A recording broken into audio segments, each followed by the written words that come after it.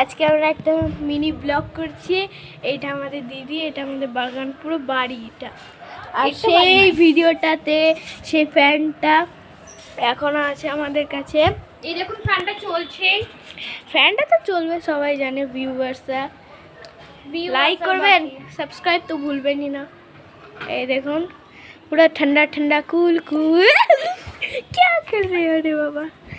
এটা আমাদের বাগান, পুরো বাগান একটা খুলছে। দেখুন এটাতে যাওয়া যাবে না, কারণ এটা ভূতের আড্ডা আছে। চলুন, পিঁপড়েগুলো কামড়িয়ে দেবে। চলুন, আর কেমন আছেন জানাবেন আপনারা। এই দেখুন, চলুন ঘরে চলুন।